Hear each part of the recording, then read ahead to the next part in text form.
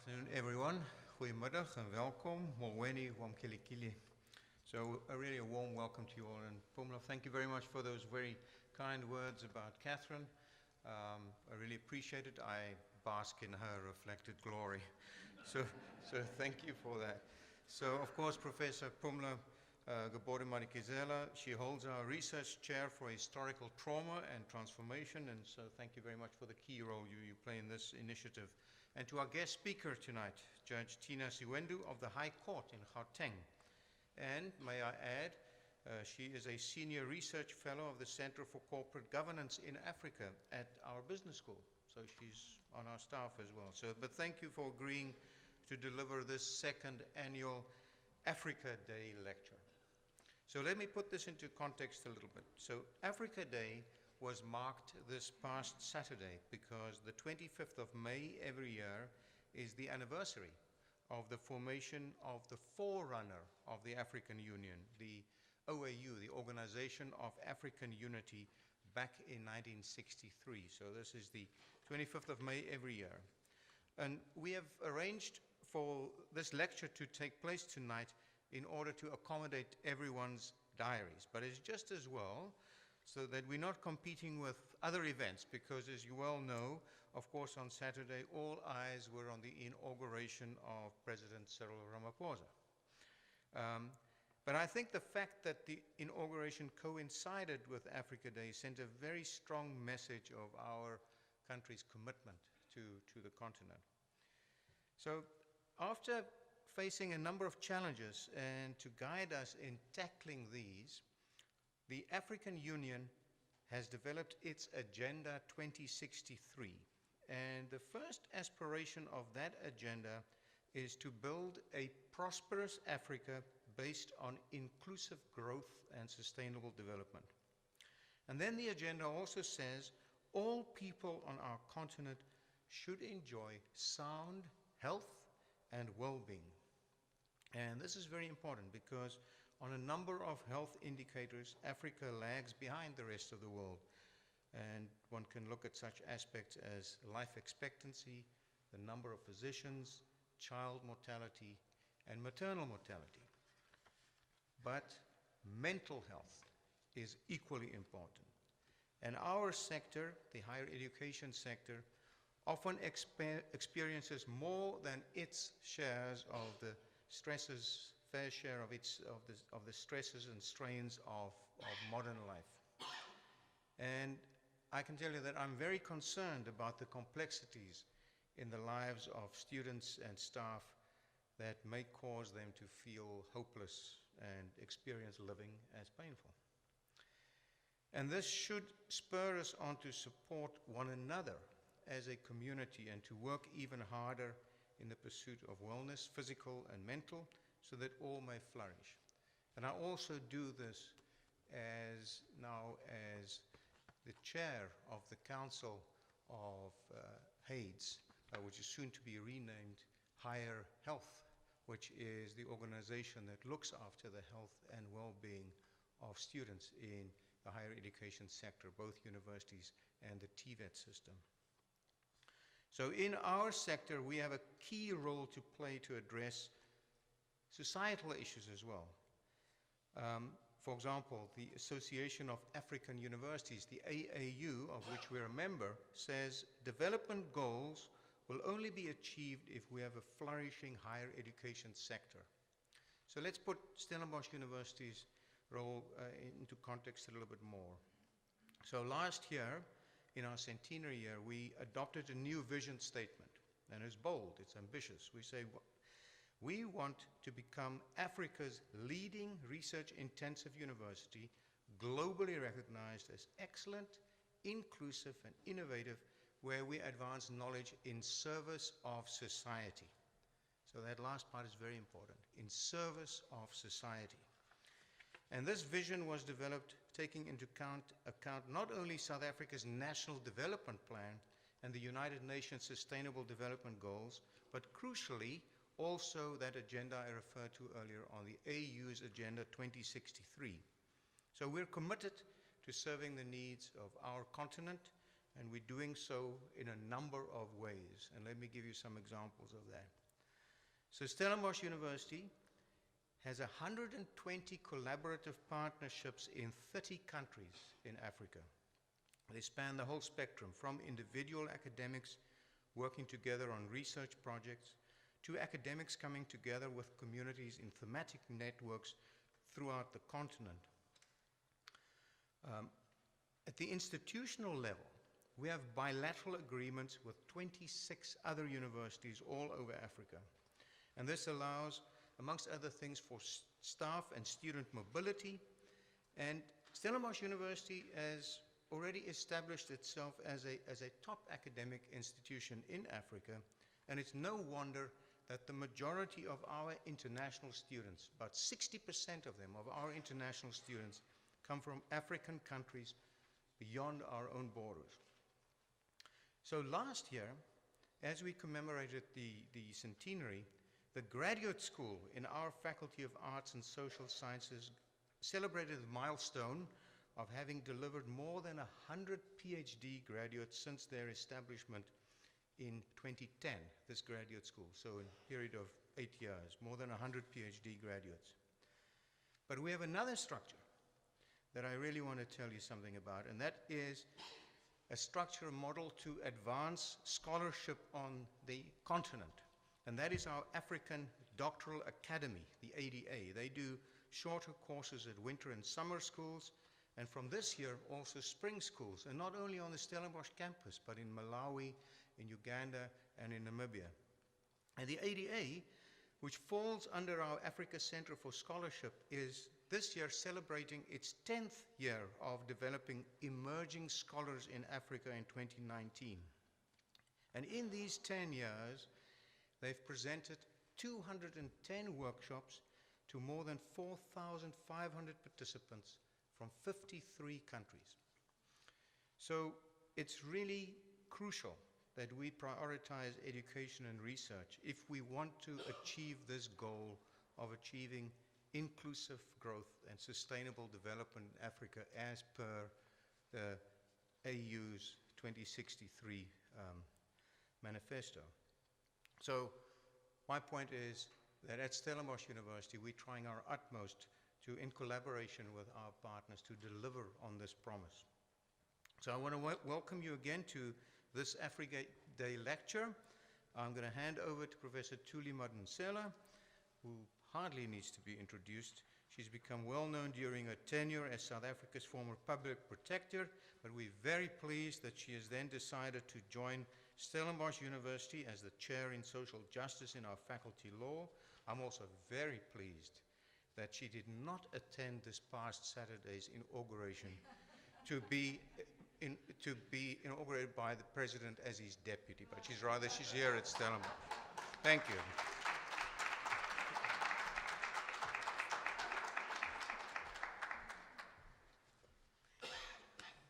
Thank you, Vice Chancellor, for those very kind words, and greetings to all of you, with a special greeting to the VC and his lovely wife, Wim de Villiers.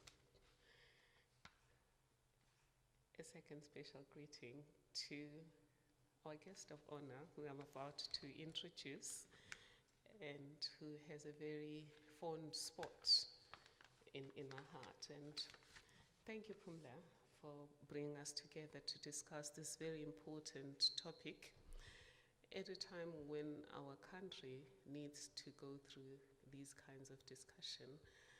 Judge Siwendu is going to talk to us about a personal experience as a mother, but I think the experience around loss, mental health, and suicide is the story of transitional societies.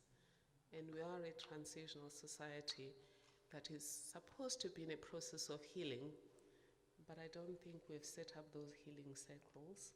I don't think we are having enough conversations that remind us that we are a wounded nation, and wounded people do also end up bringing up wounded people.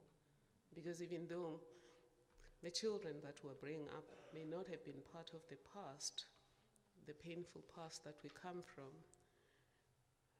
as we go through the shadow of that past, we bring ourselves to the way we parent, the way we deal with each other in the workplace, the way we deal with each other on the roads, and the way we deal with each other in the political sphere. And I do hope that, Pumla, the conversation that you're starting, dear colleague, is a conversation that will find more spaces to continue discussing it, where we come from and where we are. As I said, the colleague I'm introducing is somebody I know very well. And I met Judge Siwendu at CALS, and Judge Edwin Cameron says it was a place of big talkers. And Judge Dennis Davis says it was a place of strong-willed people. Guess where does Judge Siwendu fit into that? I think she fits in among those who are strong-willed. Well, I was also described as strong-willed, and so it is such a privilege to get to introduce Judge Siwendu and to thank you again for sharing a painful experience, but with the hope that you can help other people to heal and you can help others to prevent it if they can. We don't know. Judge Siwendu is a judge of the High Court in the Gauteng local division. She studied for her undergraduate and postgraduate degree in the social sciences at the University of Cape Town. That's why she also describes herself in the CV as a social scientist. She did her LLB at the University of the then Natal, which is now KwaZulu-Natal, a university with a surname, with a name and a surname, from a province that has a name and a surname. And she then did a GFD certificate at Wharton Business School at the University of Pennsylvania in the US. She served as a part-time commissioner in the South African Law Reform Commission. She is a member of various leadership structures, many of them dealing with judicial education, and one of those is a subcommittee, an education subcommittee of the Africa Regional Judges Forum. She is also a member of various committees in the Gauteng local division, and those of you who are concerned about cleaning up state capture and residual corruption would be happy to know that she was recently appointed by the President to the Special Investigation Unit Tribunal, proclaimed to fast-track and to recover monies and assets that have been lost to the state due to irregular or invalid contracts. And I'm grateful that you're doing that, Judge Siwendu, because if I think about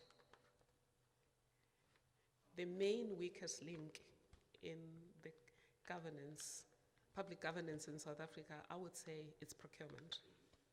And if we can fix procurement, we can fix a whole lot of things, because even the politics of the country are around the struggle to control procurement and to find an opportunity to overprice, to overcharge, and to overbill, and sometimes to false bill. A false bill means 100% taken, no delivery done. Judge Siwendu has a 21-year-long career as a lawyer.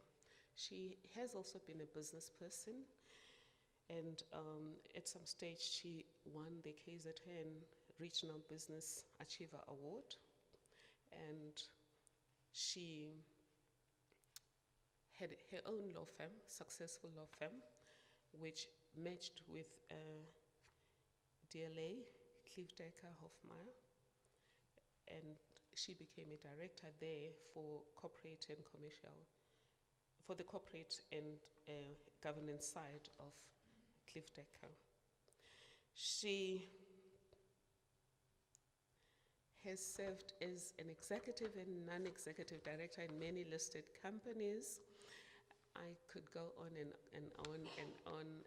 All I can say is that she is a multifaceted person, but she's also a person who has used her own pain to understand the pain of others. Because people who pursue social justice are people who themselves have experienced some kind of pain, and they then commit themselves to make sure that they can do whatever they can so that nobody else can go through what they went through. We thank you, Judge Siwendu, and we're looking forward to your wonderful presentation. Thank you.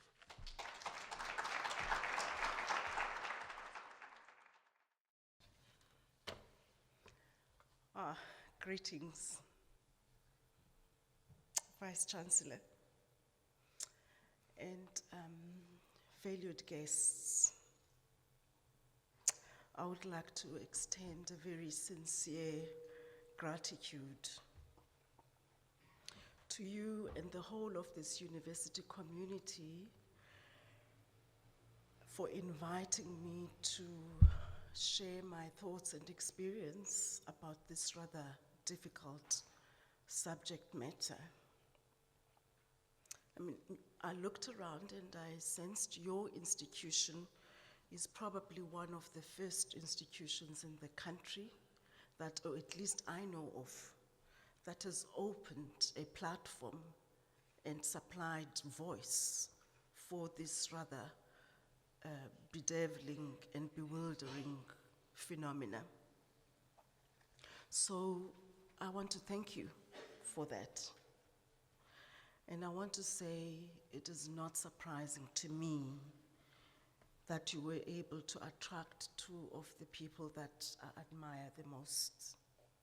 I mean, Advocate Thuli Madonsela, we go from way back, as you'd said.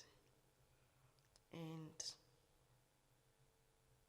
I admire you for being able to take decisions, whether they are popular or not. And you served our country well. You were a good steward, and thank you. And then Professor Gobodo Matikizela, Pumla. You hold a special, special place in my heart.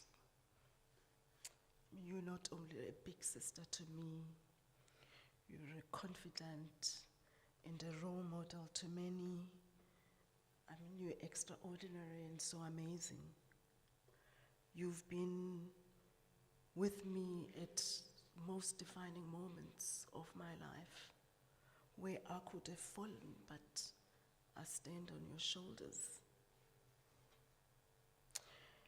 I think for this country, I mean, your special blend of rather delicate sensitivity to all components of the human being, and the courage that you've shown through your work to teach us about forgiveness and our generosity of our humanness is amazing to me, even if at times we're not ready to hear and digest that. So I would also like to extend a special voice of thanks to the unit that you chair for hosting and making my stay here so beautiful and so amazing. So some may ask, why would a judge of a high court make it a business to tackle such a morbid and difficult subject matter? I mean, the image of my son hanging by his neck from his own belt on the stool of the curtain rail facing the blood moon in the horizon the night before, in what to me seemed like a symbolic surrender and a giving up of his life.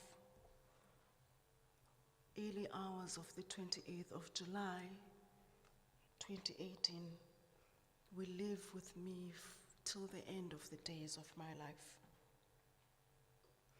So in some way that excuses me from finding wit and intelligence and humor about this subject. I mean, Yevali's death reverberated across the globe, and at his funeral at Hilton College, I sensed that there was something more to this death of despair. I mean, how can someone so erudite and sociable, so handsome, and outwardly had everything going for him, just ended so abruptly? I sensed that there was a message in this, and I had promised to distill my understanding of this message and share it. We are socialized to fear death, and a death by suicide is a complex matter. In its wake, it leaves a lot of confusion and a lot of pain, and there's a lot of blame and there's a lot of shame, and the answers are not always clear. Sometimes it's the parents whom we think are to blame, and sometimes it's the deceased who we think we are to blame. They were weak, there was fault somewhere, somehow. I think the lack of a rational explanation complicates the grief. In my investigations, I found a conspiracy of silence around this issue. I found that families live with a sense of shame in the wake of this tragedy and suffer in silence and in isolation. I want to thank all of my friends for the love that they've given me during this time, and my family, my son Asante. I stand each day and put one foot in front of the other on the wings of prayers of so many people, known and unknown. And most particularly, I feel so grateful to be part of a cohort of colleagues and judges who've given me so much support. And I want to single out particularly my three bosses, Judge Mlambo, who's the judge president of our division, his two deputies, Judge Mjabelo and Judge Letwaba, and particularly my colleagues in the Gauteng local division. I also want to single out Judge Mandisa Maya, who's now the president of the Supreme Court of Appeal, and some of her colleagues who put this incredible ring of support around us. And there is encouragement to have suicide, mental health, and mental well-being reflected as a deep social concern. And I want to assure you that I stand here with the comfort and knowledge that in various institutions, we are starting to look up and sit up and try to shed some light to this. And thank you for being part of that.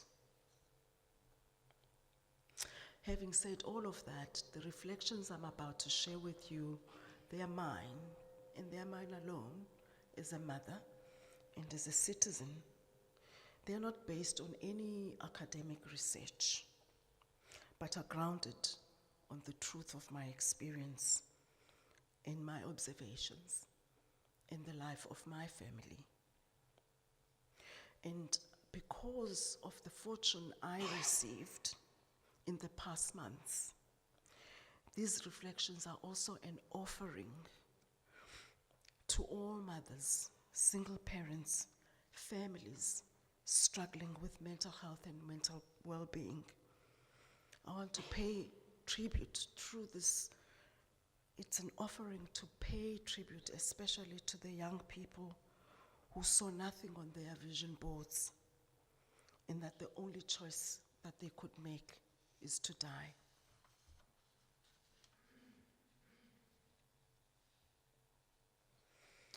There is no name for this loss and this death. So I pay tribute to all families who have gone through the loss over the generations.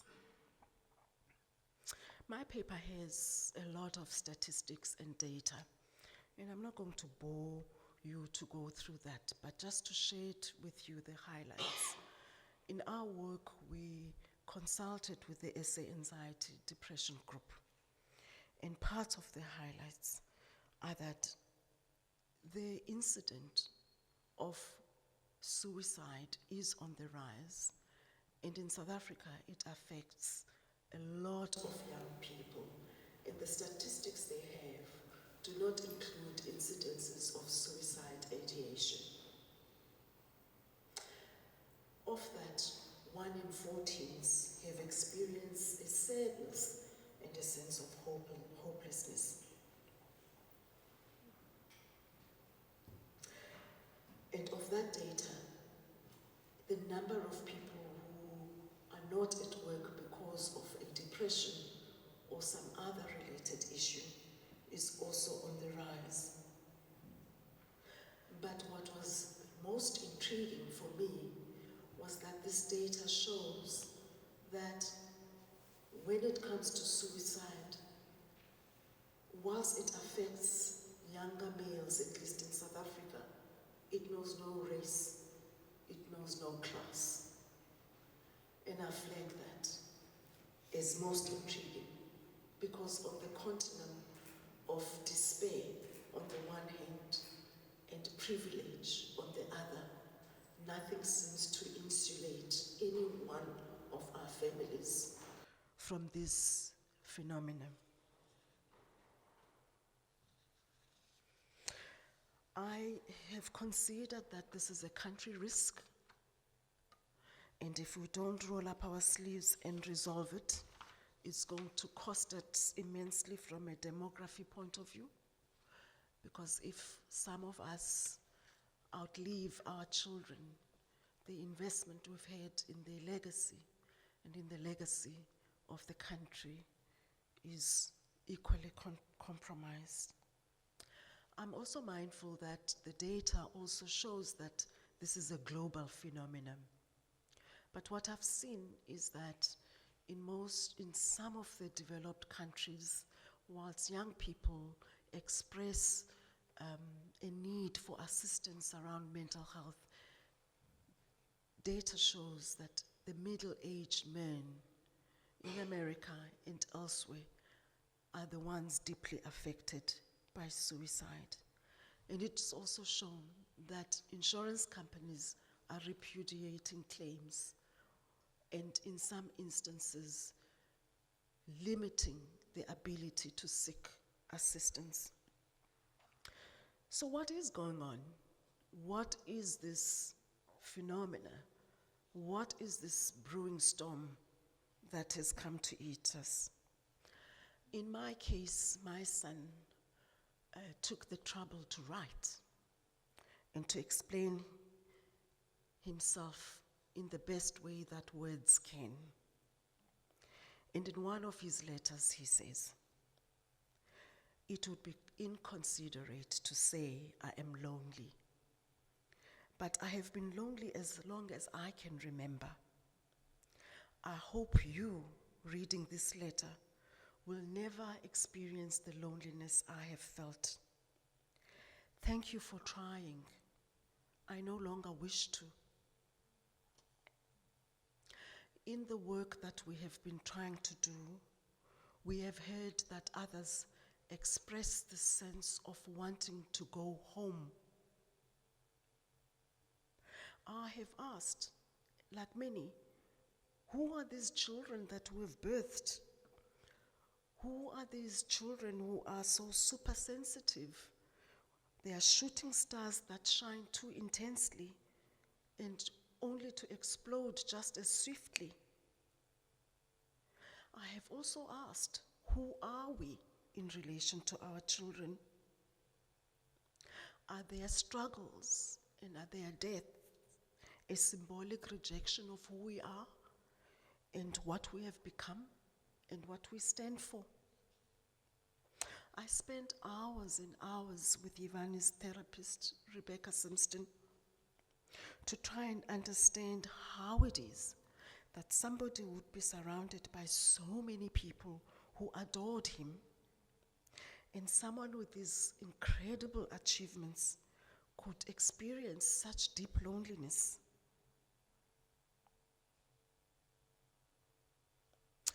She said to me, "Thina, I spent years and years with Ivani. The loss of his father at the age of 5 and his super intelligence. He was almost autistic. Were at the root of what clearly became a personal fragmentation, a personality fragmentation.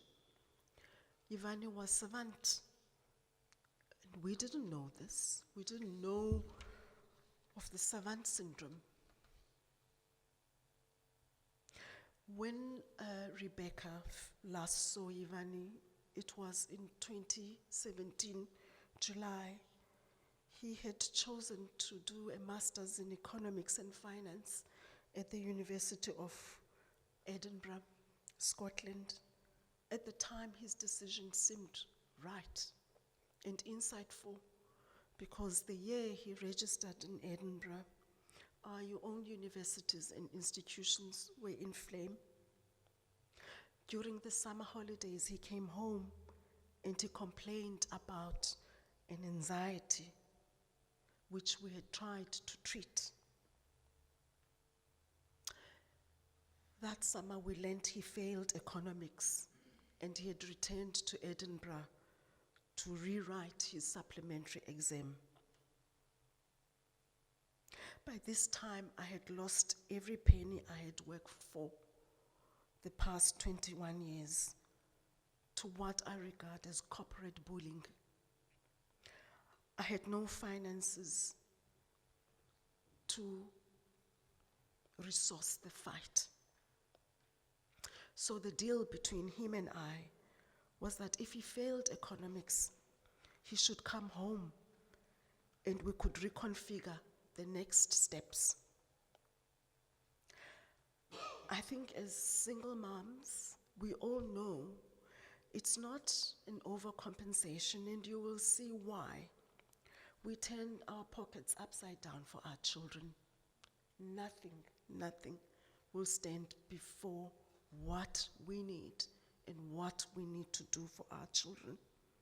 So I turned up my pockets upside down for his education, because for me, education was the gateway, or at least when I grew up, education was the only gateway between poverty and servitude.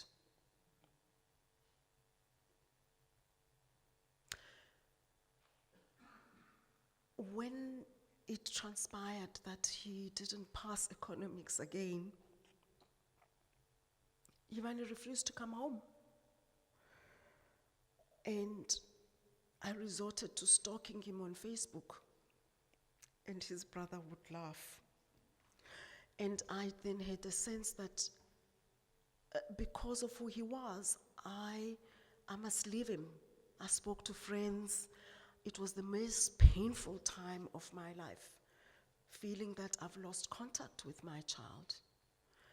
And I subsequently learned he persuaded his faculty to register him, but he couldn't progress to the second year.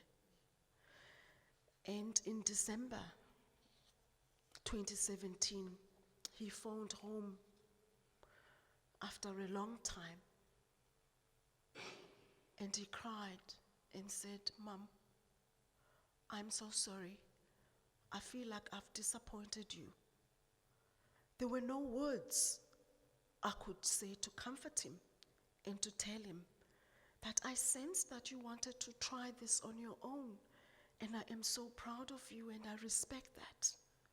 And he cried about the loss of connection, and we thought we could make amends for him to maintain that connection.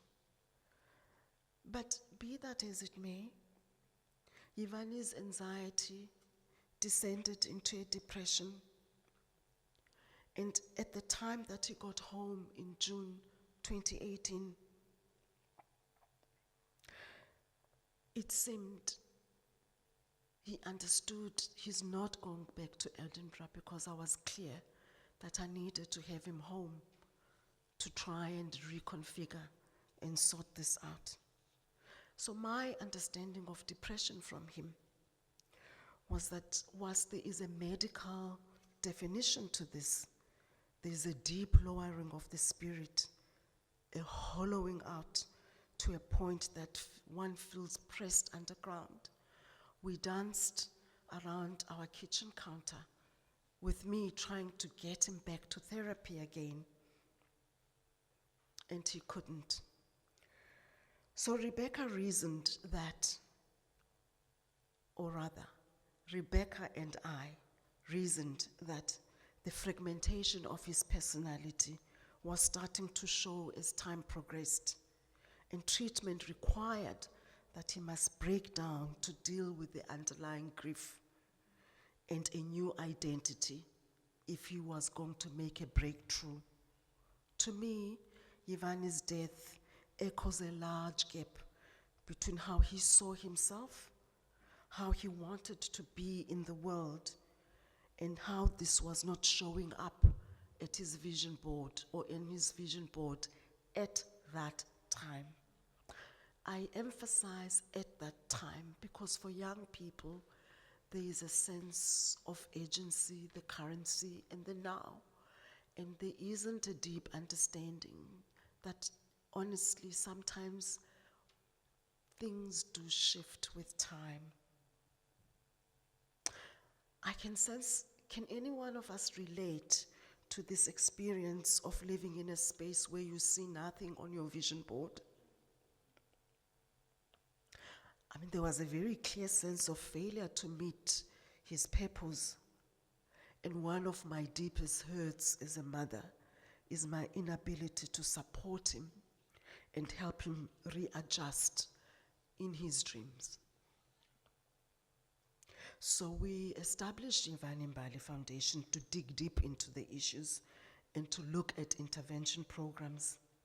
This has led us to very meaningful conversations with parents, with young people, with various groups on this phenomena, and in particular, in this case, anxiety and depression.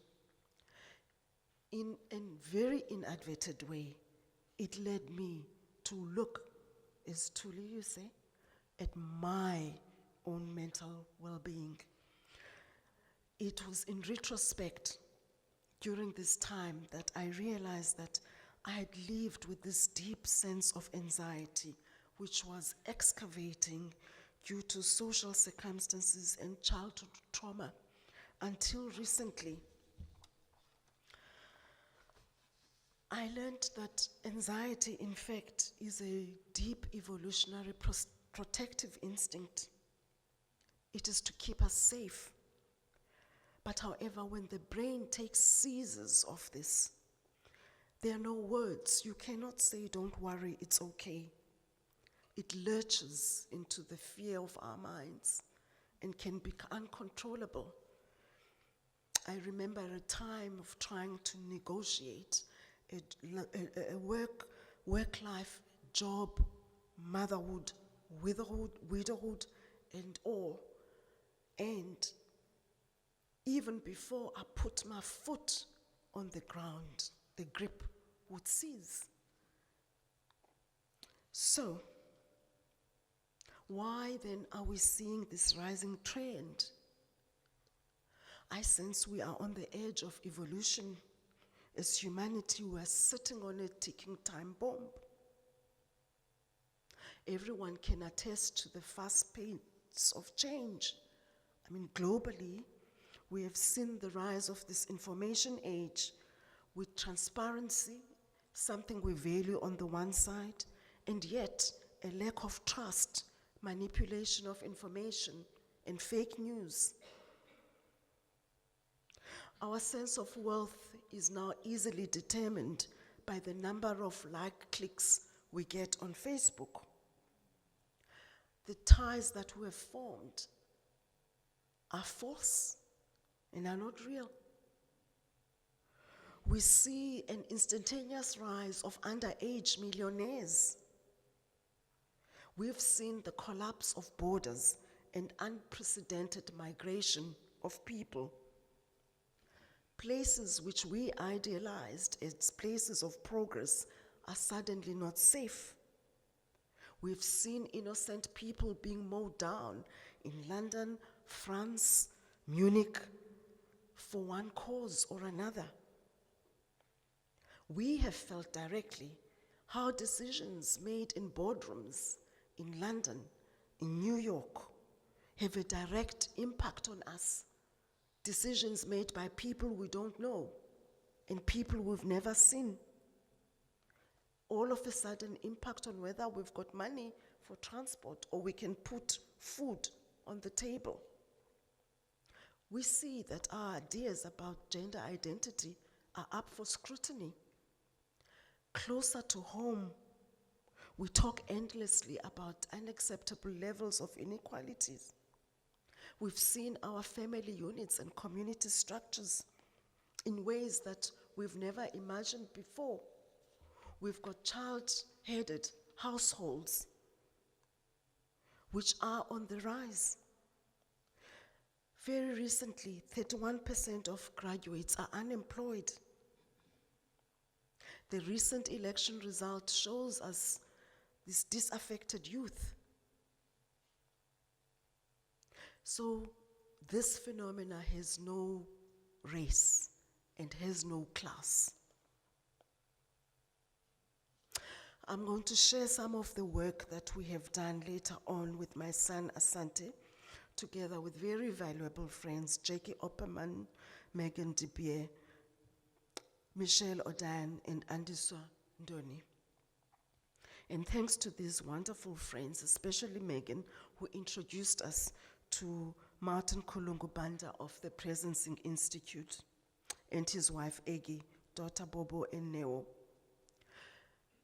This work has shown us that we are living in the midst of at least 3 known divides: the ecological divide, the social structural divide, and the spiritual divide. The question, though, however, for me remains, so in our context, what is this loneliness about? What is behind this void? Where and what is home? Can we find home other than in death? How should we understand this sense of non-belonging? Is a space of belonging possible? What does that look like? Is it geographical? Is it based on some nationalism or nationalistic agenda?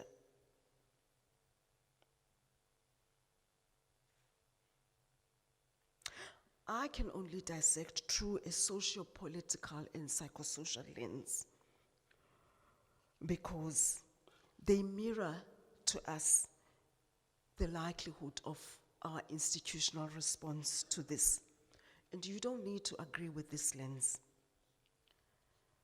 I've put a red underlining to our post-colonial and apartheid history. I'm also aware that when one frames something in this manner, there's a knee-jerk reaction in response to discount or even reject the lenses, because there's an inherent discomfort both sides, and we seek to distance. And the quick response would be, but Tina, this is a global issue and a global concern. My reflections nevertheless are that these two systems resulted in structural dehumanization, first seen in the Industrial Revolution. I raise both because we tend to deal with them from a distance rather than as systems that we have created and as systems that have shaped us in very innocuous ways, even though we reject them. Both systems relied on a social construct and a false identity devoid of the deeper truth of who we are as humans. Both systems entrenched the human being as an instrument for production or some other. And that separation between family and work entrenched the mask that we carry about. And that system demands that I behave differently from who I am at home as a wife and a mother and who I am at work.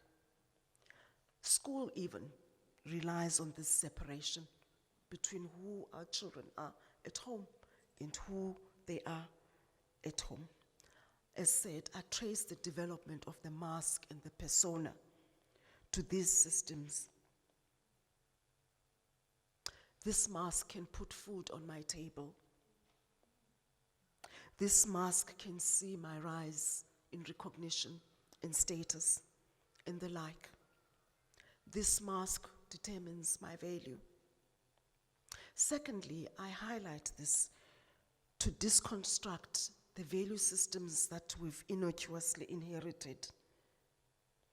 And I view these along indigenous aspects of way of life. And please do not misquote what I'm trying to show, because it is not an idealization of indigenous life or that we should return to skins, but merely to show the different nuance in the value system. For me, the one represents a rigidity and a frozen internal life, as opposed to feeling and expression. The other represents these values of dominance, win or lose, rather than harmony. The separation and differentiation, rather than the value of inclusiveness. Displacement from the earth, rather than a sense of rootedness. Extraction to take, rather than to give. Maximization of production, as opposed to taking carefully what is required at that time and no more. Supply and demand, which gets us into a trance about the finite nature of resources rather than the infinite nature of supply and generative nature of who we are. So our world is organized around these deep insecurities. And all this is in the guise of efficiency, but efficiency for just a few. Now, with that history of aggression, dominance, conquering, we keep repeating this in our institutions. We keep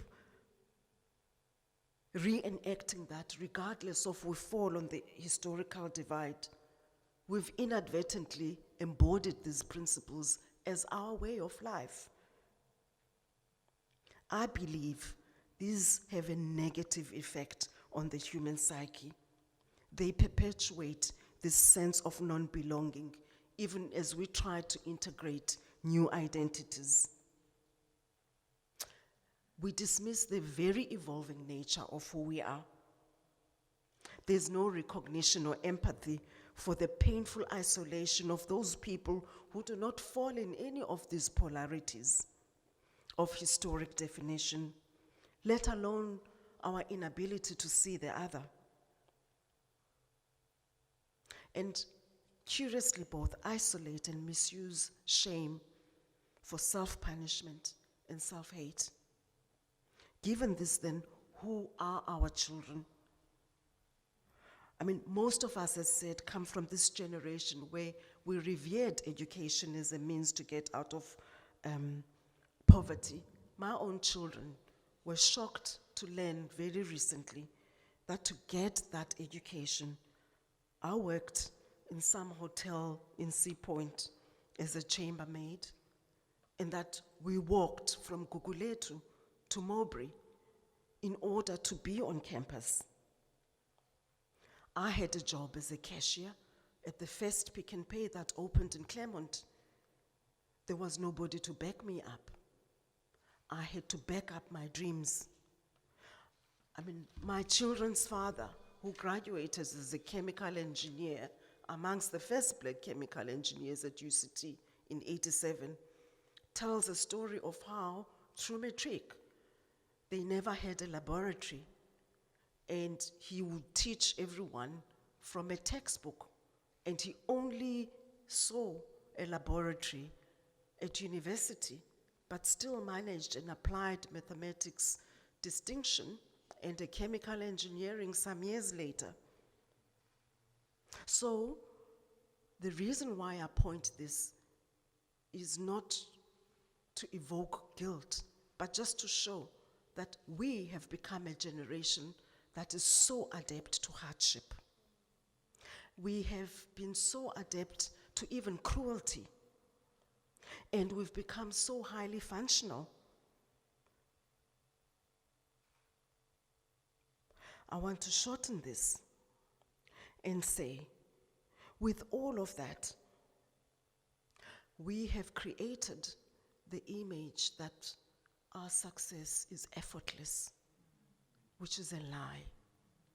We've created the image that our success comes at no price, which is a lie. A dad's dialogue in dinner we held recently, dads spoke of this sense of a rupture of their relationship with their children.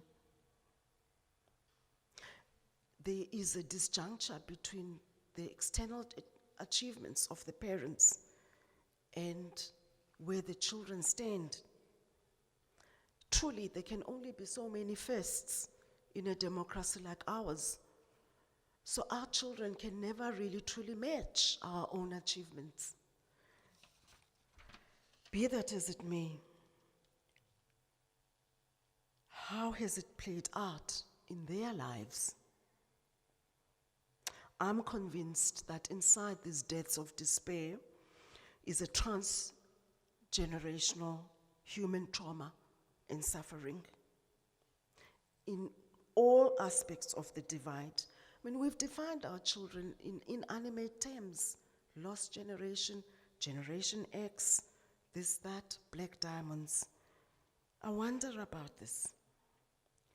I mean, talking to young people the last few months, they say, well, we want to be happy. And I say, happy? What do you mean happy?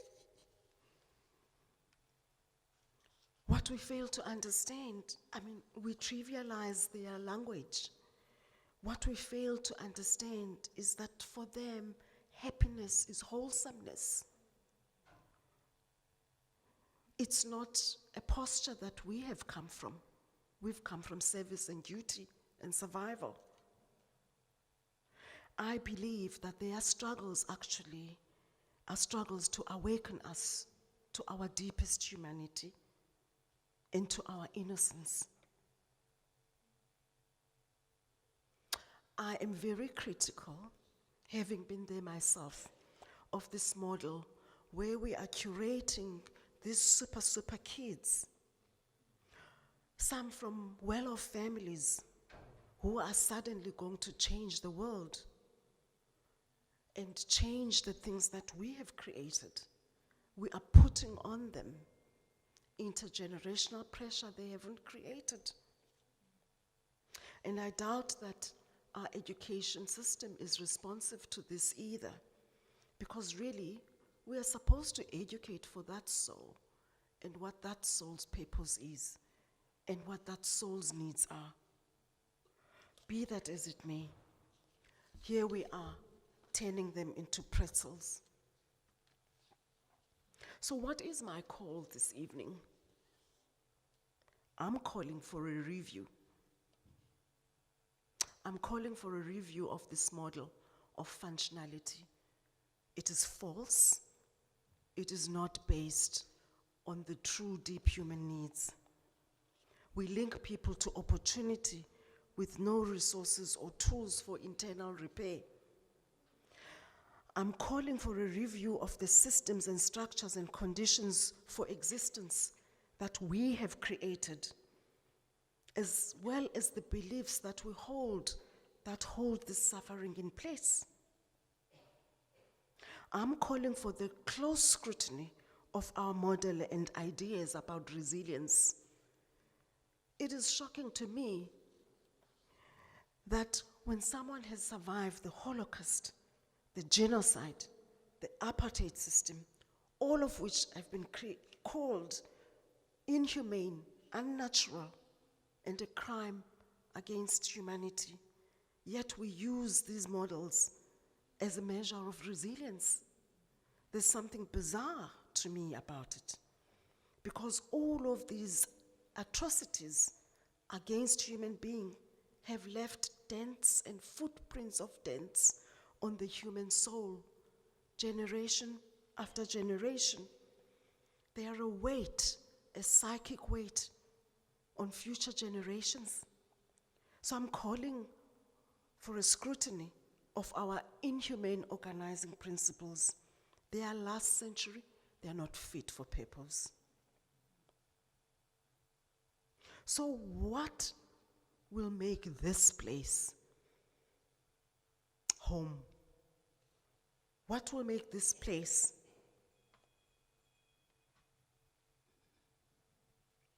end this sense of non-belonging? What are we deeply yearning for? I think the need to be valued, to be seen, to belong, to meet our purpose is an inherent, sacred human need. My first building block is the Rainbow Nation. South Africa, as far as I know, is the only country that is reconstituted on an inclusive principle. It belongs to all who live in it. I know we had to leapfrog a number of stages of institutional development and punch way above our weight. For the last decade, we have immersed ourselves in building these new institutions. We spent time conceptualizing concepts like equality, liberty, community, efficiency. And my second point, my second building block is the Mandela legacy and the South African strength to wake up the human in us. I know that Mandela's legacy is highly contested, at least in some ways politically. My sense is, by seeking forgiveness and reconciliation when the underlying healing was not ready, stretched our capabilities as a young nation beyond what we could do.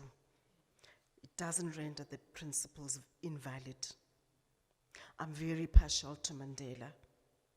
I mean, I am a direct beneficiary of his.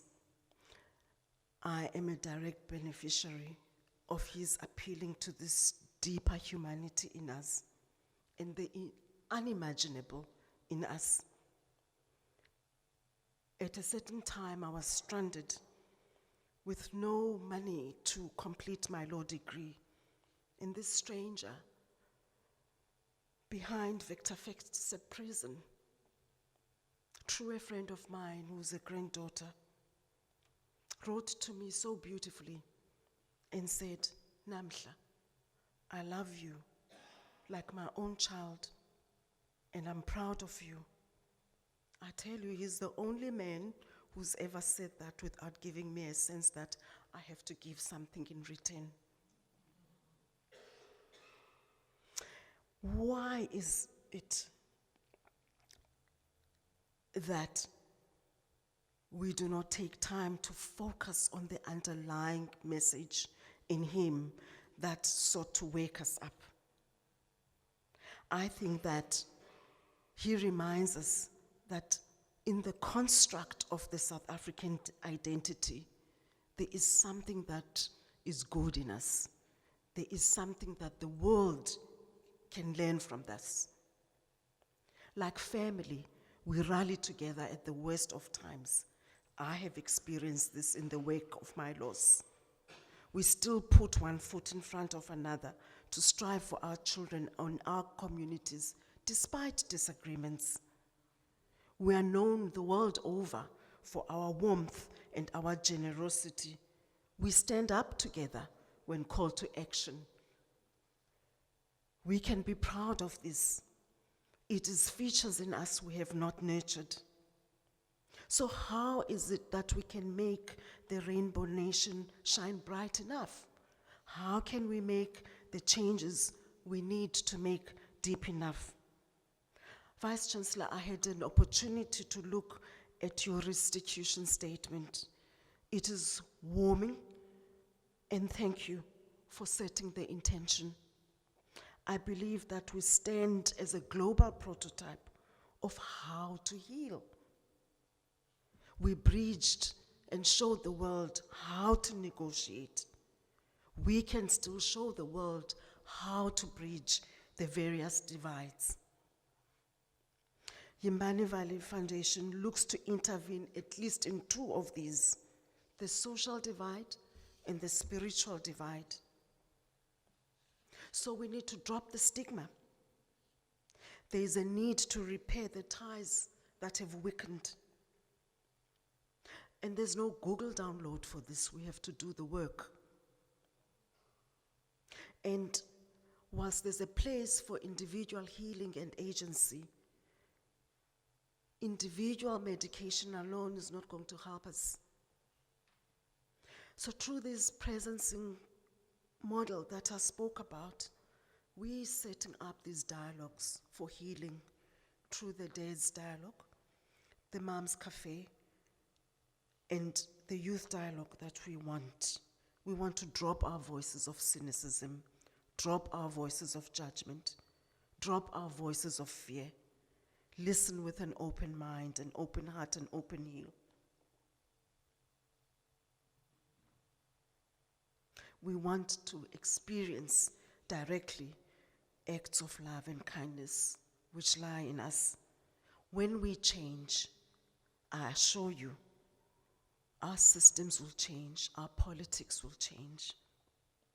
We found that as part of this, our existence has been disturbed somewhat, and we need to deliberately create zones of peace, like we designate smoking areas. These would be spaces of non-judgment where we can sit and look at one another and hold one another without judgment and see the pain. I know that due to the complex etiology of mental health, there is again the place for the individual. But what I have found is that not only are these services sometimes inaccessible, but they isolate the person. It is their problem. Yet we are all affected too. So we need to build these future tribes. The last aspect that was curious for me is how do we build the spiritual divide? How do we bridge that? I have found through my work that people in America and elsewhere are coming to plow our indigenous systems of knowledge and ancient wisdoms, and they package them for global markets, and yet these are things that are generic in us and who we are.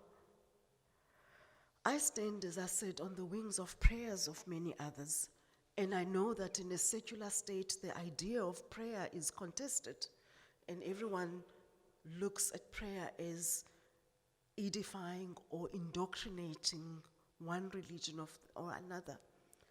I think that for me, if prayer means sending out love, sending out well wishes to us and to everyone, we should all do it. We should all do it.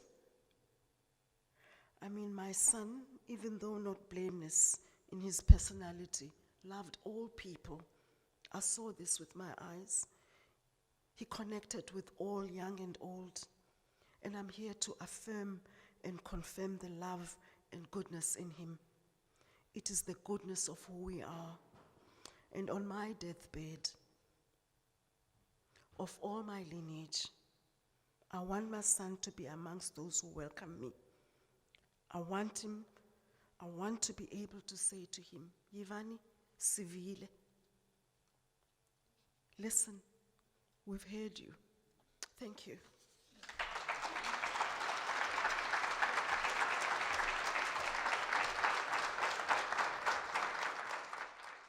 Thank you very much, Namhla.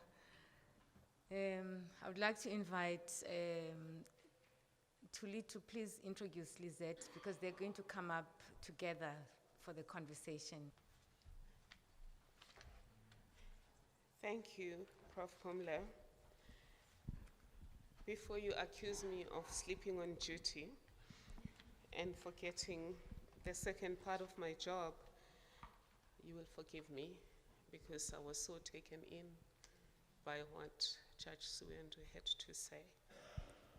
And I suspect, like me, all of you were reflecting on our own lives.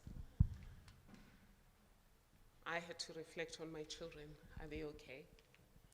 I had to reflect on my sisters who passed on. Were they okay?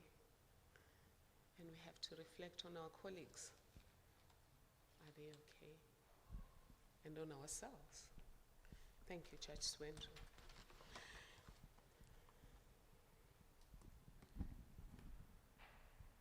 Our colleague, Lizette Rabi, is a professor in journalism here at Stellenbosch University. She ended her career in industry after more than 20 years as a magazine editor, before she was appointed head of department in the journalism department here at Stellenbosch in 2001. She was, amongst others, a board member of the South African National Editors Forum, SANEF, and a recipient of the Rector's Award for Excellence in Teaching. She was the first on the Rector's list of the Stellenbosch University's top 25 researchers across all faculties, and is also holder of the Chancellor's Award. Prof. Lizette Rabi is an activist for mental health awareness. She founded the Itemba Foundation with a Hope Hike and Hope Bike held annually in October, which is Mental Health Month. Over to you, Prof.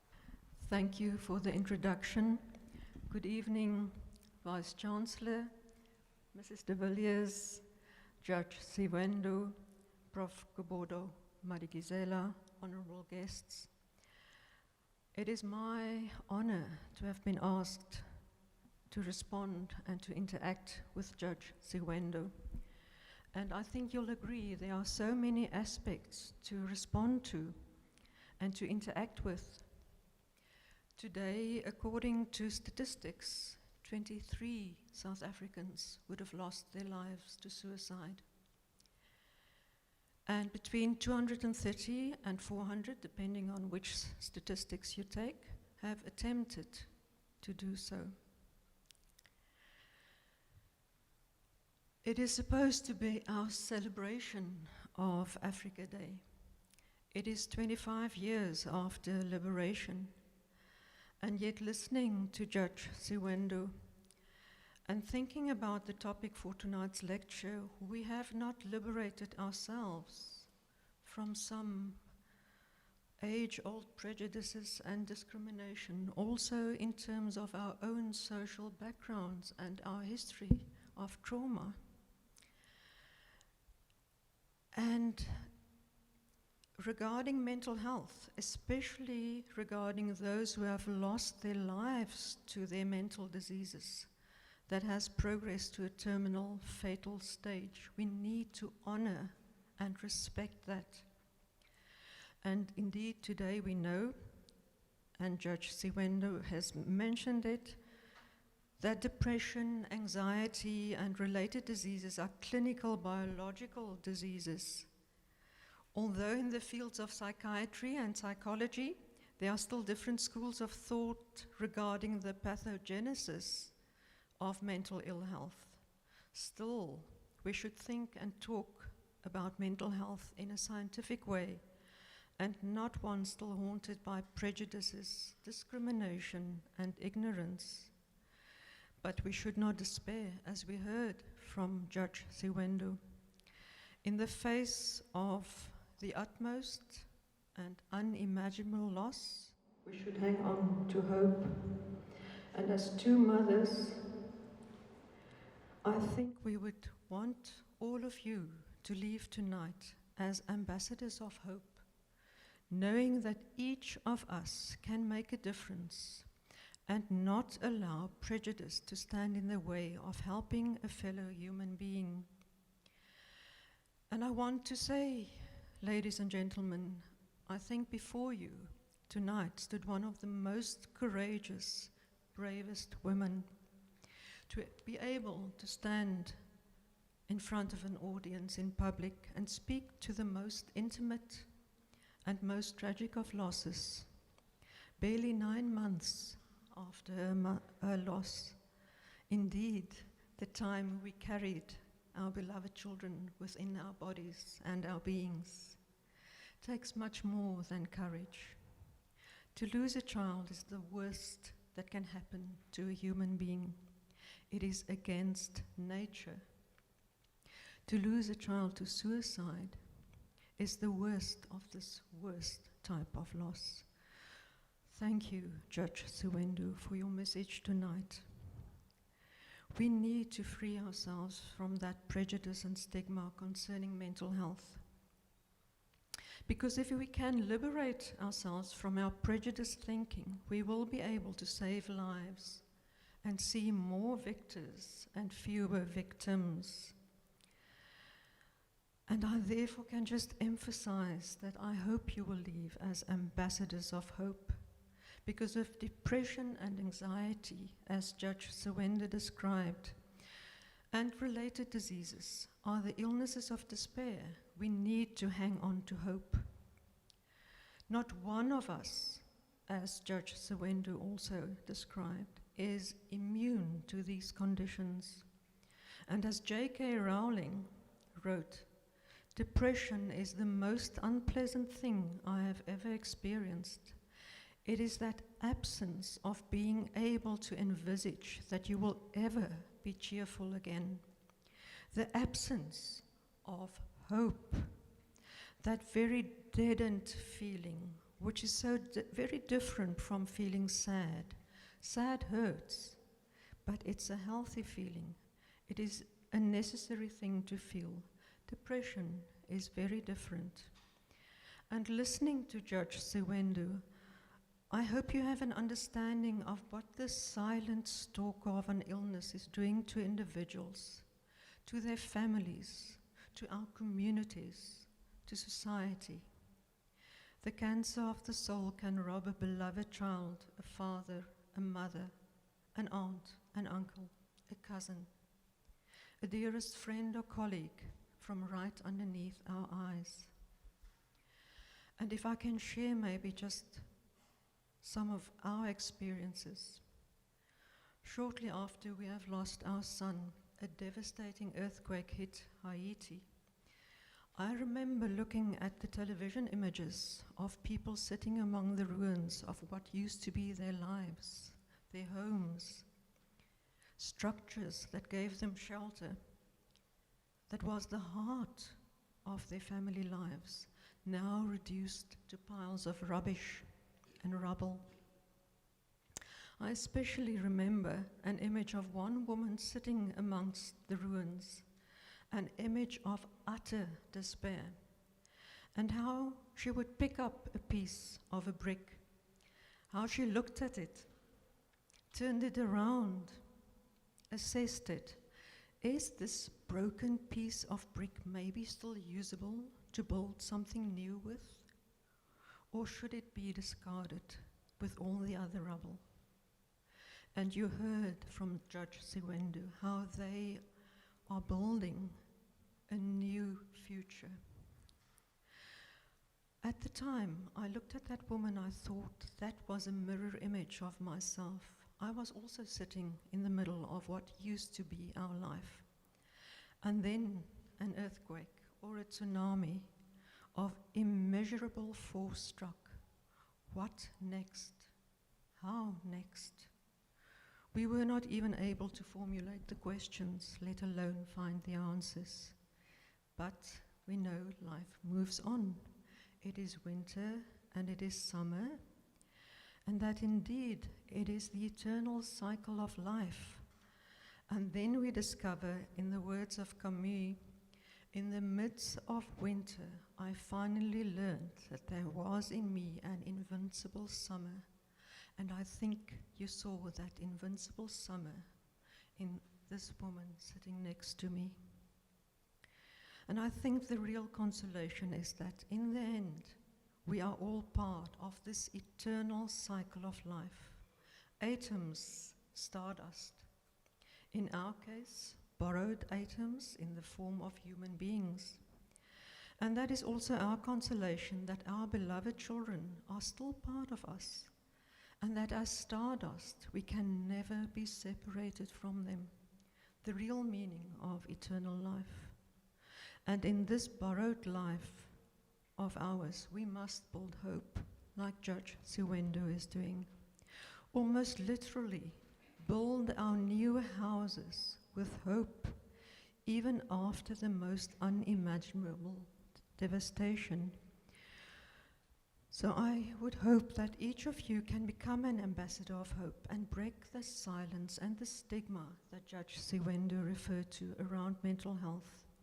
We should not speak or think differently about these illnesses just because they are above the neck.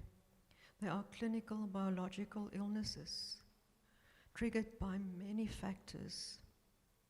But each of us can make a difference by recognizing the classic symptoms of emotional stress, which, if not attended to, can lead to a medical condition. And I think the message of hope is also that the earlier we intervene, the easier it is for someone to manage her or his condition. There is hope, and we can all become ambassadors of hope. I would like to interact with Judge Siwendu, but before I do that, maybe I can just quickly read a poem on hope, written by someone who was a prisoner of her own circumstances, like our children became prisoners of their circumstances in a certain sense. She was regarded as melancholic and unstable. In today's language, probably she would have been diagnosed with depression and anxiety. She lived most of her life in isolation, was considered an eccentric, remained unmarried, which was at the time something women should not do. She was reluctant to greet guests, and later in life never left her bedroom, literally and figuratively caught in her own prison. This is the poem that this tortured soul, Emily Dickinson, has left us with.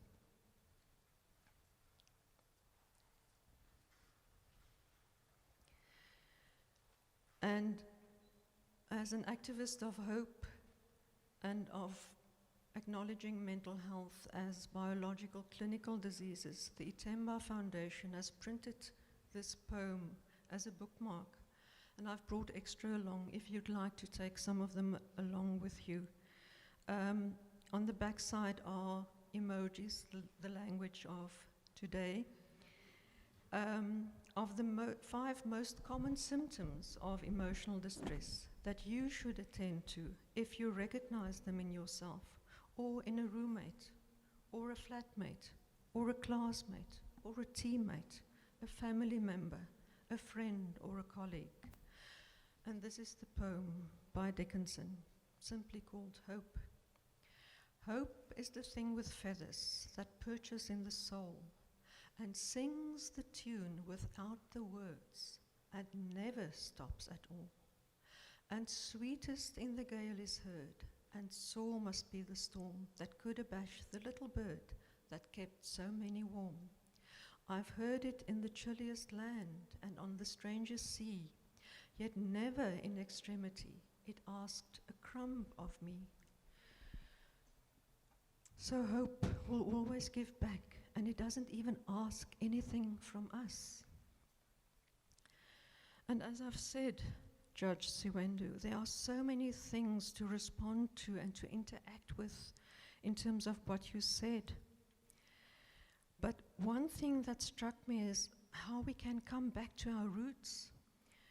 We speak, you mentioned, you refer to this globalized digital life, and it's the 4th industrial revolution, how it affects South Africans. How can we as Africans find our roots within this digital 4th industrialized world? It's actually quite interesting that you'd ask that. I think Daniel at the Center for Corporate Governance knows the person I'm going to speak about. The first time I saw a BlackBerry many years ago was with Professor Bob Garrett. And I mean, we used to have those big Nokia phones then, and he had this little BlackBerry and it would like click, click. I mean, he's now probably 77 and is the author of many interesting books like The Fish Rots from the Head. And he said something I will always remember. He says, Thina, I drive it. It doesn't drive me. Referring to this instrument and this BlackBerry. And so I actually quite remember that the value of having access to information and access to these digital gadgets, we can reteach ourselves to use them for purpose rather than to use them to define our lives and who we are, basically. How we do that with ourselves and to our children, we obviously need to manage that, and how you grow up. And I understand from data that these are structured to be quite addictive in nature. You see the clicks and the likes, the dopamine goes up, and so on. So we need to be aware and drive the instrument rather than for us to drive them to drive us. And it's a question of how we are socializing ourselves and our children about the utility of the instrument. Thank you. I think that is a very important point of that we should drive that device and not the other way around.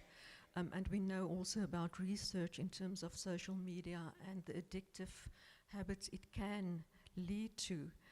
And that also comes back to the word you mentioned, the functionality.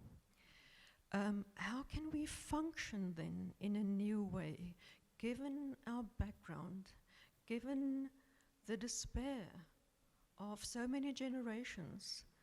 How can we look towards a new tomorrow, and how can each of us try and make a difference in terms of how we function in our surroundings? I think that we have to be intentional about healing. It's not going to just, okay, you know, I mean, I don't know if people who've struggled, time heal all wounds. No, time doesn't always. We do.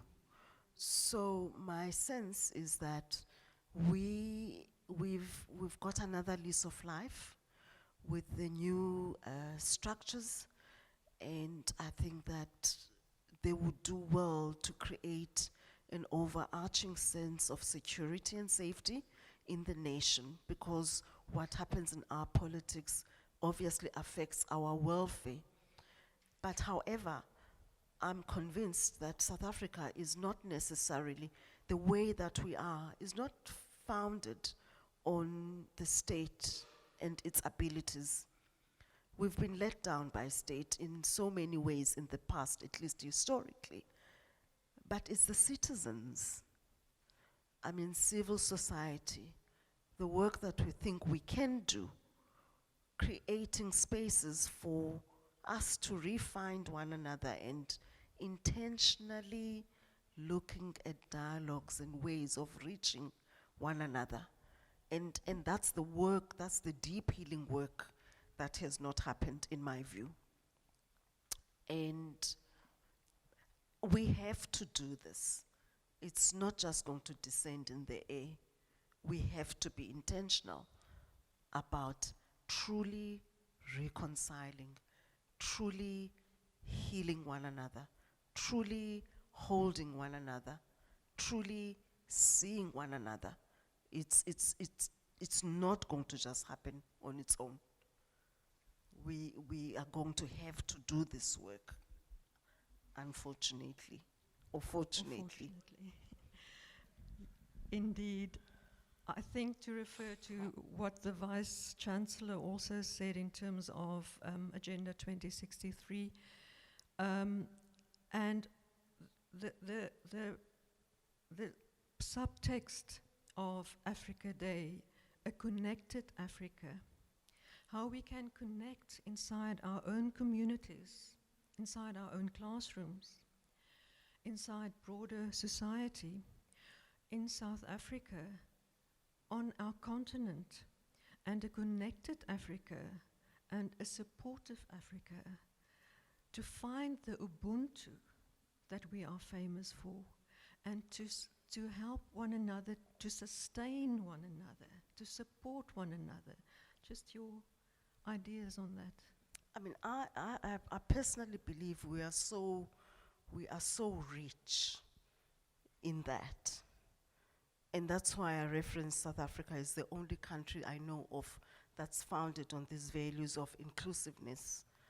I think that we have to drop the walls. And I think we need to also accept that our knowing is not necessarily the ultimate truth or the only form of knowing. We have to explore amongst one another other forms of knowing that validate and see one another. Those, when I did the contrast of these systems that we reject of being in the world with these values of harmony, integration, seeing, caring, and so on, it is to wake up. That's what we are. That's the deeper truth of who we are, as far as I'm concerned. And we have that in us. We just have to drop the walls, because they don't make us safe. I mean, we're not safe behind the walls. We are safe with one another, caring and connected to one another. Another H word to go with hope, humanity. We need to see in one another our brother, our sister, and look out for one another. So a connected Africa, supportive Africa, humanity that stand together. And words that you used, hope, but also home, they're the same. There's just one letter of the alphabet that makes them different. But I think home and hope is what we all strive for, that feeling of belonging, to ensure that those who feel isolated and alone, and we call it anxiety, And we know there are different types of anxiety: social anxiety disorder, generalized anxiety disorder, panic disorder, a whole family of different anxieties. That home and hope will be part of our future together. And maybe to end up with that, the legacy of your Yevani, your precious son, is to listen to one another, because that is what his name means, Yevani, listen. So I want to thank you, Judge Siwendu, for a wonderful message tonight, and I hope we can all leave with this message of being ambassadors of hope. And if you'll allow me, I would like, as one mother to another mother, give you our national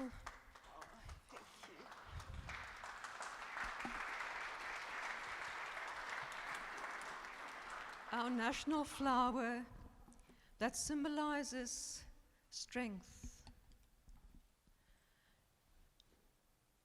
and hope and a wonderful future despite all our despair.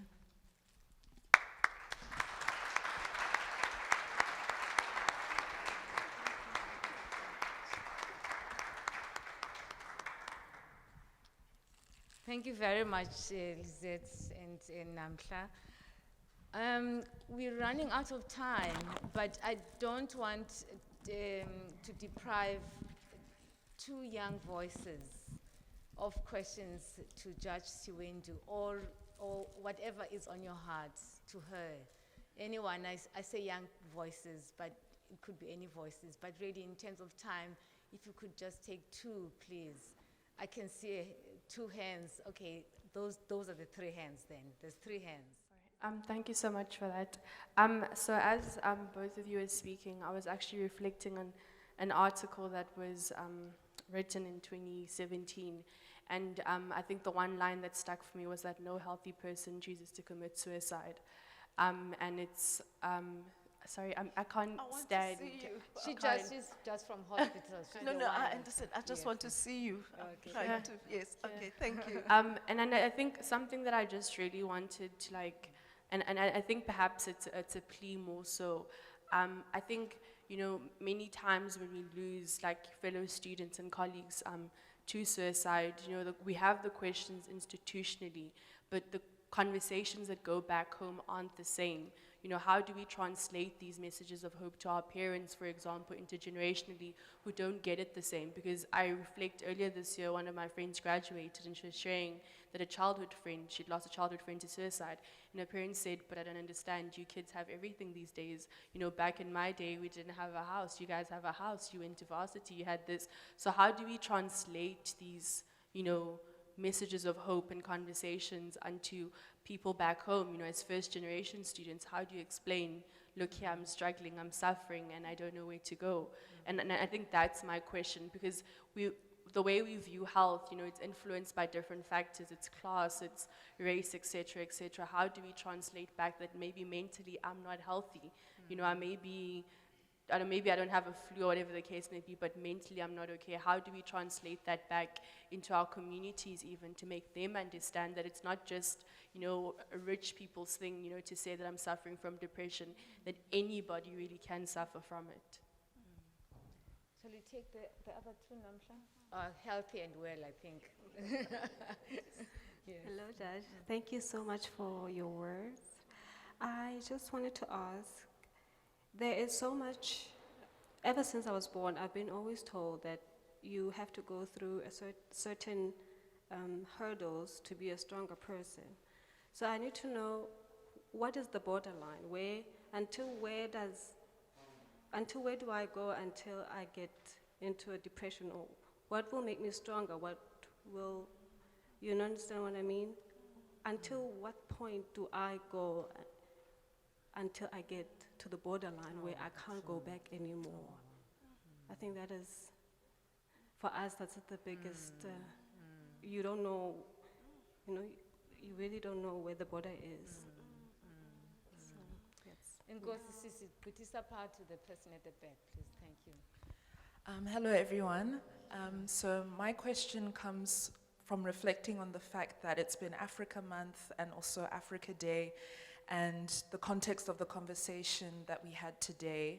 I am not a South African, but I've lived here for 10 years, so not only do I feel as in I've studied the history and I understand the conversations around the healing that needs to happen internally, but also reflecting on how as a continent we can deal and combat with mental health issues across countries and nations. And as someone that is a graduate as well, and you know, there's a transition that students make, or when you're in your early 20s or mid 20s, where suddenly now you are out of the university context and you're entering the rat race that is finding your first job, getting the first, I mean, you talked about social media as well, and I think that also is a pertinent link to, we are looking all around us, and we all know comparison is the devil, or however that saying goes. So my question is relating to how can we equip young African students, graduates, with the tools of self-care, with the tools of acknowledging when they feel something isn't right, but they are making all the right strides in terms of the mask that they put on.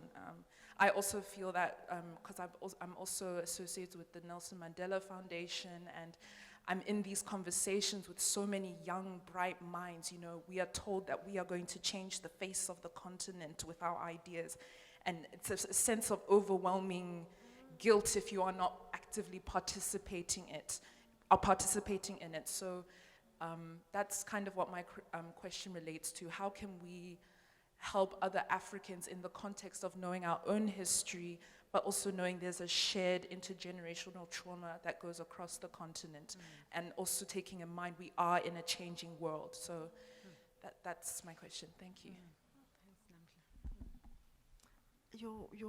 All your questions are so valid, and they are so difficult. And I cannot sit here and say I have the crystal ball or the answer to these very difficult questions.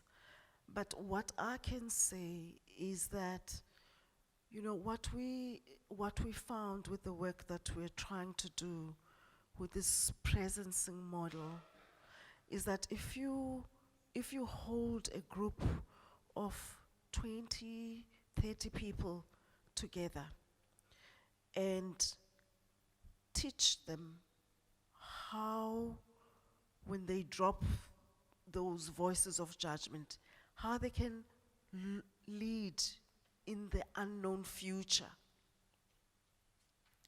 How can they lead in the unknown future and prototype the future that they want to see? I mean, having experienced that model, there is no way that you would participate in that conversation and come out unhealed. That's the starting point. So that on its own deprives me of trying to prescribe what might come out. So what I might potentially encourage is that, because when you are sitting together and similarly placed, what we need to do is to help you offer the tools of new ways of being and new ways of thinking. And when you are going together through that experience, you are likely to be held through the challenges, for example, of going back to community that doesn't understand. Because when you do that work, you become, you know, strengthened in yourself, and you've got others who are holding and thinking similarly. And that's the only way sometimes we can change thinking in the system gradually. And so it's very difficult for me to prescribe the how-to, because we are dealing with new issues. But the starting point is perhaps maybe to form yourselves in a group, and that goes through not the downloaded patterns we've given you, but start to think and look at things with softer eyes from a blank slate, basically. And I want to say we need you doing that, because that's the power and purpose of the teenage brain. we wouldn't evolve without you questioning and challenging. And I think us as adults need to create the space for you to do that. I don't know if anyone else can help me with potential thoughts, but I'm never going to confess that I've got, the answers to the deep questions that you ask, but just to create a framework and a platform for a different form of dialogue, from a different form of conversation that is looking forward than looking backwards. And that's where answers are likely to emerge from. Thank you so much. I think both of you have given us such a powerful message. Thinking forward, looking forward, different ways of dialoguing, essentially creating new futures. And I think this image of hope and creating new futures is something that we carry, not just the young people, but us as the older people as well. Because the idea of doing something anew, you've tried it, you've been tried in the past, you need to try something different. So in a way, it's almost like you're even changing the past because you want a new future. So I think that call is a very powerful call, and we thank you so much for it. You, Namhla, and you, Lizette, you really put us in a very, to use your word, in a very hopeful place. But at the same time, it's a difficult place. As you say, it's difficult to answer these questions. It is a difficult place, but the challenge is that here are the spaces, here is the open space, here is this institution that in our conversation together, you were talking about how much you are hearing about what's going on, what's changing in the institution, despite all the other noises, that there is the space that is created. We are here now, we're talking about this. We would not be talking about this if the university is not open to these kinds of conversations. And so the idea is, how do we bring ourselves here and trust and take the risk that someone will hear us, that the space actually does allow us. If any one of us feels that we are threatened, then we can challenge the university and say, but you said we can do it. You said the space is open for the dialogue. The idea is to begin to do the dialogue, to begin to take those first steps of changing the future. And as I say, really it is about changing the past, because the past interferes with our vision. This vision board you talk about, the past keeps on interfering with it. So by engaging in this way, we are really transforming the vision of our future. And thank you very much for your words, both of us, because we are hurting, we are carrying the hurt, but there is this space that is opened up for us, and really to do the work of dreaming a new future for us, a different future for us. I'm going to call upon a very special friend, doctor, who has become a friend in the past few years. I think this is probably the first time you call doctor, right, in public, Dr. Nico Elima. And Nico has a very important role at the university. He's the manager of the Africa Collaboration, Center for Collaboration in Africa. And I am a beneficiary of this project of his, where he is trying to really build African partnerships. And he's doing it very creatively, very real. He's using the resources to invite people like myself, my colleagues in my research unit. We've been to Rwanda a few times. We're formulating research projects around Rwanda.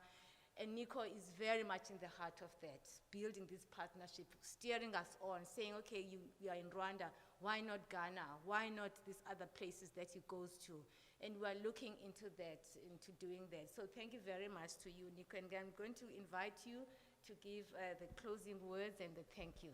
Thank you so much. Last night I prepared a wonderful speech and I typed it out in bold and in large, and while I was sitting here today, I thought I'm going to throw it out of the window. Because some of the comments that I thought I was going to make actually seems a little bit trivial, given the topic that we have here today. But bear with me, I just want to share a few remarks with regard to our African focus and the activities that we had. As mentioned earlier, Africa Day is celebrated on the 25th of every year. And true in Stellenbosch's spirit, we actually extended it over a 2-week period. So I'm not going to go into too much detail. I can tell you a lot of things about how we started last week Monday and we contextualized our whole Africa Day celebrations over the 2 weeks. We've got so many African partnerships. There's about 120 projects every year with at least 30 other African universities, with in 30 other African countries, with more than 100 partners that participate in these events. We've got so many African bilateral agreements, and I'm not going to go into detail because I'm throwing my speech out of the window. I can share that we have so many thematic areas. We've got at least 49 centers within the university that have some kind of a focus with other African partners. We're partner of ARUA, of which the Rector Prof. Wim is really supporting us extensively, and we really want to thank him for that. We have students. I'm focusing a lot on our academics, but from our student community, there's about 2,500 students each year that make Stellenbosch their home. They participate in the student board. We organize short programs for them with partners across the continent. And for this community, we've recently created a platform. But I'm not going to share too much detail because I'm throwing my speech out of the window. But we also have an Africa Doctoral Academy, which is having a lot of success with partners across the continent. And we are really looking to expand that, not just here in Stellenbosch, but to work with other colleagues as well. So yes, I think we really get a sense that Stellenbosch University has acknowledged, and really sees its role within the African continent, and we are really building upon that. So while I was sitting there throwing my speech out of the window, I made a few extra notes, and let me share that. And I do run the risk of sounding too corporate. But yes, last year, we did launch our vision for the university, where we state that we want to become the leading research-intensive university in Africa, recognized as excellent, inclusive, and innovative to advance knowledge and in service of society. And I think this is really creating something for us as an institution to grab onto. Also significant is the themes that we've identified. And this brings me to the topics that we have spoken about tonight. We really want to focus on being an institution to transform, to enable transformative student experiences. And that's a very powerful theme to undertake. Network and collaborative in teaching and learning. And I think I've just touched on a few of these points earlier. Research for impact, very important. Purposeful partnerships and inclusive networks. And I've just touched on one or two or few of those points. To be employer of choice. I think when we have these discussions, we really open ourselves up for topics like that as well. And to be a thriving Stellenbosch University. So I think with those themes in mind, and Prof. Pumla just mentioned, that we do not shy away from topics like this. I think we open ourselves up to have these kind of discourse. And from my personal experience being within the university, I really see how the university create platforms and programs and initiatives that address mental health. And we've got these opportunities to talk about it, which is really encouraging. I sat there and I made a few notes, keywords that we can focus on. We need to listen. We need to create hope. We need to be humanity. We must identify the stigma around these topics. And we must not shy away from discourses like we're having here today. I think one of the most powerful experiences I've had running around on the continent, trying to create partnerships, was when I visited the Great Zimbabwe ruins in Zimbabwe, on the southern part of Zimbabwe, close to Masvingo.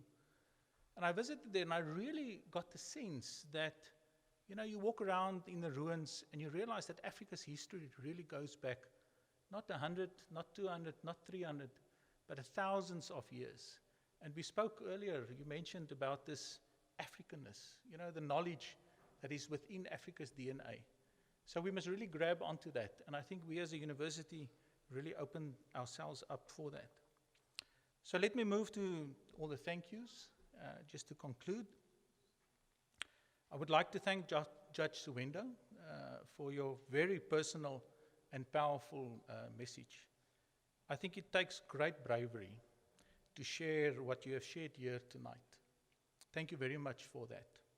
Also for Prof. Rabi, for facilitating the questions and answers for us. Also Prof. Marunsela for introducing Judge Siwendu and Prof. Rabi to us. And then as always, Prof. Wim de Villiers, our Rector and Vice Chancellor, for all the support you provide us, within our African focus, and also for hosting this event this evening. And then Prof. Kobodo Madikizela, Prof. Pumla.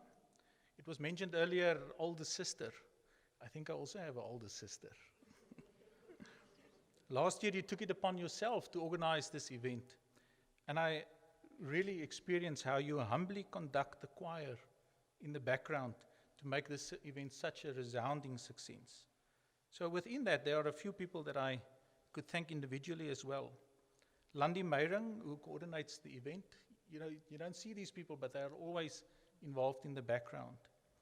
And the people who supported her, Jolene Peterson, Amanda Tonga, Norma Derby from our office, Luandiso Botoza, and who's the technical person here this evening. And also, most importantly, our colleague Bongani here from the museum. He always opens up. It doesn't take a lot of convincing. Charges you, but he didn't charge us. Aha! We'll remember that. So Bongani offered the venue for free. No, but on that as well, we have so many events, and we really experience that the museum is a live and vibrant environment where we can share and have these discourses. So let me conclude with, and I think this is something very pertinent, that a quote that I got preparing my speech last night, and it's in the words of Kwame Nkrumah. It is clear that we must find an African solution to our problems, and that this can only be found in African unity. Divided, we are weak, but united, Africa could become one of the greatest forces for good in the world. Thank you.